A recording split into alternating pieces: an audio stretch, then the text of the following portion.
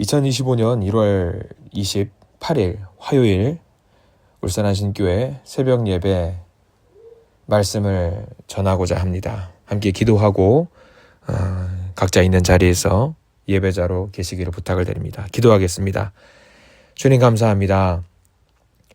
사랑하는 우리 한신 공동체 가족들이 명절을 맞이하여 있는 그 자리에서 예배자로 서고자 합니다. 우리의 예배 가운데 함께 해 주시옵소서. 말씀을 통해서 주님의 놀라운 은혜를 경험하고자 합니다. 예배를 사모하는 참 예배자가 되게 해 주시옵소서. 명절을 만나서 만나는 모든 사람들에게 예수의 향기를 전하는 자녀가 되게 해 주시옵소서. 예수 그리스도의 이름으로 간절히 기도드립니다. 아멘. 오늘 우리 함께 나눌 말씀 역대상 6장 말씀을 함께 봅니다. 역대상 6장 49절에서 53절까지 말씀을 함께 보겠습니다. 49절부터 읽습니다.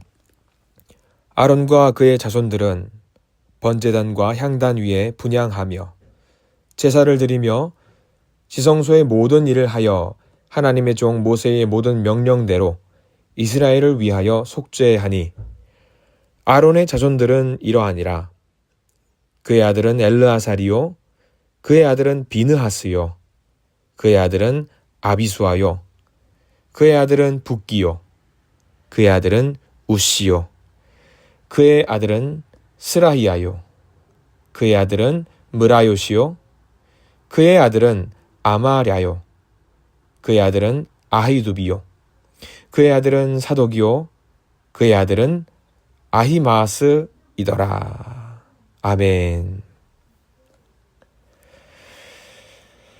오늘 말씀은 역대상 6장을 통해서 하나님의 은혜를 누리기를 원합니다. 포로 생활 70년을 마무리하고 제일 먼저 했던 것은 이스라엘 백성들 신앙을 재건하는 일이었습니다. 역대기를 작성한 에스라 깨달았습니다. 우리가 힘이 없어서 망했나? 무기가 부족해서 망했나? 전투력이 부족해서 망했나? 전략이 부족해서 망했나? 아니다. 우리가 망한 이유는 하나님을 잃어버렸기 때문에 망했다. 이것을 철저하게 분석했습니다. 그래서 예배를 먼저 회복하기로 마음을 먹었죠.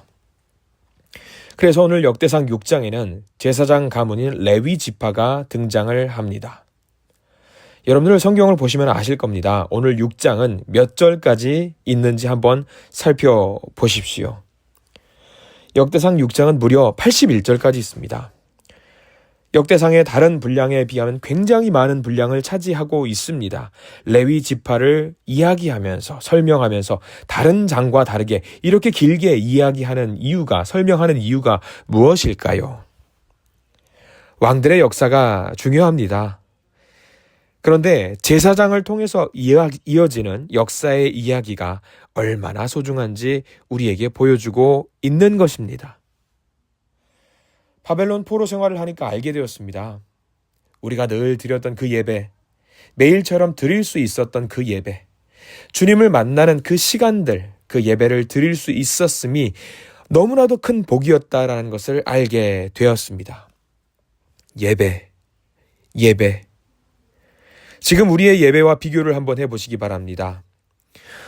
구약의 예배는 말도 안 되는 굉장히 많은 규칙들이 있었습니다. 복잡하고 어려웠습니다. 그런데 그것을 매일매일 했습니다. 번거롭더라도 했습니다.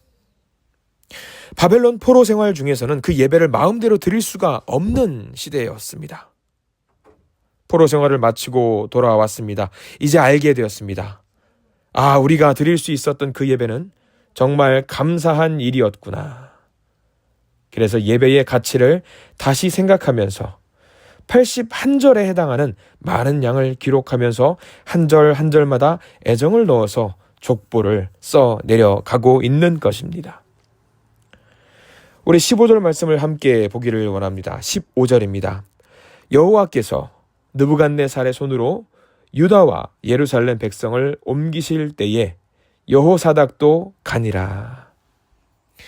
여호사닥에 동그라미 표시를 해 두시면 좋을 것 같습니다. 1절부터 제사장의 가문을 쭉 언급하면서 15절까지 옵니다. 요사닥 제사장이지요.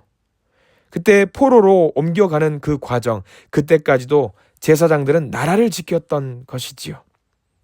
그리고 제사장들도 예배를 드리는 그 모든 사람들도 함께 바벨론으로 끌려갑니다. 끝까지 나라를 지키다가 바벨론으로 끌려가던 때에 같이 끌려가게 됩니다. 그래서 역대상 6장을 통해서 이스라엘 백성들이 가장 그리워하는 그 시간이 언제였는가 깨닫게 되었습니다. 이어서 우리 6장 49절 말씀을 보셔야 합니다. 아론과 그의 자손들은 번제단과 향단 위에 분향하며 제사를 드리며 지성소의 모든 일을 하여 하나님의 종 모세의 모든 명령대로 이스라엘을 위하여 속죄하니. 이 말씀을 보십시오. 이스라엘 백성들이 가장 그리워하는 그 장면입니다. 포로로 잡혀가기 전에 하나님의 백성이던 때에, 그때 가장 우리가 아름다웠던 때, 가장 우리가 찬란했던 때, 아론과 그의 자손들 예배를 드립니다. 번제단과 향단 위에 분향을 합니다. 향을 올려드리며 예배를 드립니다. 긴밀하게 하나님과 소통하면서 하나님, 우리의 하나님이 되어주시옵소서, 그렇게 고백하면서 예배를 드립니다. 이스라엘을 위해서 속죄했던 그 예배의 자리를 너무나도 그리워합니다. 너무나도 그리워합니다. 우리 사랑하는 믿음의 공동체 성도님들, 여러분들은 예배를 어떤 마음으로 드리십니까? 어떤 마음으로 찬양을 하고 말씀을 받으십니까? 또 어떻게 기도를 하십니까? 새벽 예배 힘드십니다. 힘드실 겁니다. 수요 예배 정말 힘드실 겁니다. 주일 예배 쉬는 날이잖아요. 늦잠도 자고 싶고 편히 쉬고 싶으실 겁니다. 그런데 왜 나오십니까? 아마 하나님의 임재를 경험하고 싶어서 그렇게 예배를 드리시는 것이 아닌가 생각을 해봅니다. 명심하십시오. 우리가 마음 편하게 편한 마음으로 예배당에서 예배를 드릴 수 있는 것이 정말 큰 복입니다. 우리가 무엇을 얻기 위해서 예배를 드리고 찬양을 하고 기도를 하고 있는 것이 아닙니다. 예배 자체가 복입니다. 우리가 예배를 누릴 수 있는 것이, 예배를 드릴 수 있는 것이 세상에서 누릴 수 있는 그 어떤 것보다 더 큰 복이라는 것을 명심하시기를 부탁을 드립니다. 동기 목사님 중에 시골에서 몇 분 안 되는 성도님들을 모시고 예배를 드리는 사랑하는 친구 목사님들이 몇 분 계십니다. 최근에 한 목사님과 대화를 할 일이 있었습니다. 저에게 말을 합니다. 어제 장례 예배가 있어서 진례를 하고 왔어. 그래, 고생했다. 근데 걱정이다. 왜? 그분이 유일하게 새벽 예배를 지키시는 분이셨거든.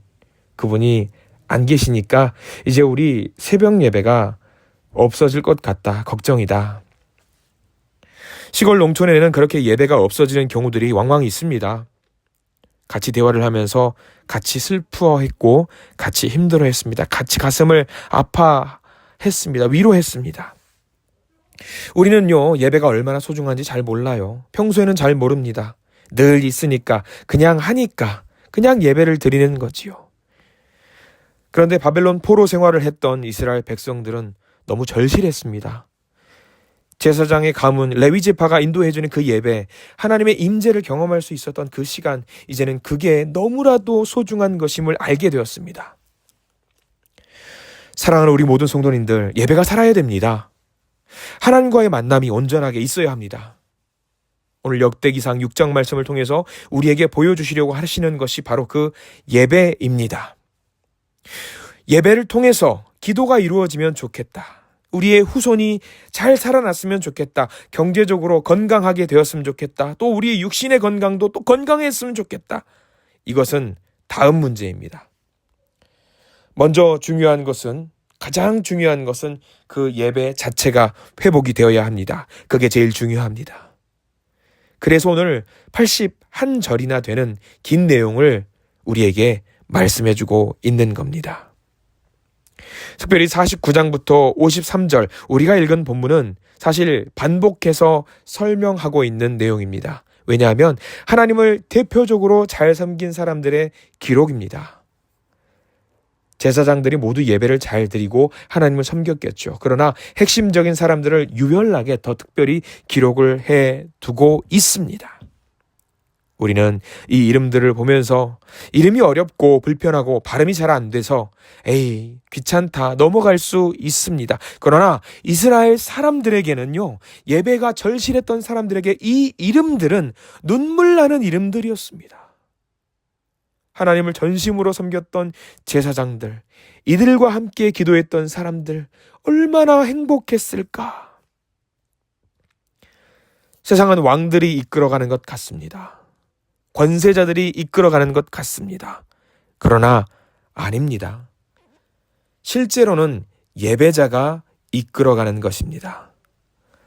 강한 자들이 역사를 주관하는 것 같습니까? 아닙니다. 거룩한 사람들이 역사를 주관하고 있습니다. 거룩한 사람이 되는 것이 그러니까 중요합니다. 세상에 이름 날리고 힘을 얻고 그래도 당대가 끝나면 그 사람들 전부 잊어버리게 됩니다. 잊혀집니다. 그러나 거룩한 예배자들은 그 역사는 후대에도 잊혀지지 않고 계속 회자됩니다. 맞다. 그때 예배, 그 예배, 그때 하나님과의 관계, 거룩한 예배, 그렇게 계속 이야기를 하는 것이지요. 지금 우리도 마찬가지입니다. 예배의 역사를 써내려가고 계신 저와 여러분들인 줄 믿습니다. 새벽의 예배, 수요 예배, 그리고 주일 예배, 각종 기도회와 예배, 우리가 써내려가는 것입니다. 여러분들 별것 아닌 것 같지요? 매 주마다 드리는 예배, 늘 드리는 예배 같죠? 그런데 그 예배가 우리의 삶을 삶되게 하고 우리의 신앙을 신앙되게 하고 우리를 지탱해주는 굉장히 중요한 신앙의 자양분이고 우리 현재의 역사입니다. 우리에게 이 역대상 6장의 말씀을 주시는 이유, 예배자가 되라는 것입니다. 하나님께 예배드리는 자가 되라고 말씀을 주십니다. 예배는 그냥 안 드리면은요, 좀 찜찜하고 좀 뭔가 이상한데, 기분이 묘한데, 그게 아닙니다. 예배는 내 삶의 중심이고 내 삶의 모든 것이 되어야 합니다. 이 예배자의 자존심, 자긍심을 우리가 잘 갖고 계시기를 소망합니다. 많은 성도님들이 이 말씀을 집에서 들으실 겁니다. 또는 차에서 이동하면서 들으실 겁니다. 그런데 명심하십시오. 우리가 어떻게든 예배의 자리를 소중하게 생각하시고 그 예배의 자리를 지켜내시기를 간절히 부탁을 드립니다. 계신 그 자리에서 예배를 드리는 것도 중요합니다만 할 수 있으면 다들 나오셔서 내 예배의 그 자리를 반드시 지키시기를 부탁을 드립니다. 말씀을 듣고 오늘 말씀 잘 들었네, 좋은 말씀이네, 그러지 마시고 온전한 예배자로 서시기를 부탁을 드립니다. 그래서 반드시 예배를 통해서 하나님을 만나십시오. 함께 예배하면서 우리의 온 몸과 마음이 하나님이 찾으시는 그 한 사람의 예배자가 되시기를 간절히 축원합니다. 기도하겠습니다. 주님, 우리에게 예배는 쉽지 않은 부담스러운 자리입니다. 그러나 이 예배가 얼마나 소중한지 포로로 잡혀갔다가 돌아오는 이들은 너무나 잘 알고 있습니다. 예배를 그리워하고 예배의 시간을 사모하면서 그들은 레위 가문의 족보를 써내려가고 있습니다. 주여, 우리의 모든 성도님들의 예배도 마찬가지입니다. 우리 한신교회를 지난 40년간 지켜주셨습니다. 우리의 예배를 지속시켜 주시고 예배의 자리로 인도해 주심에 감사를 드립니다.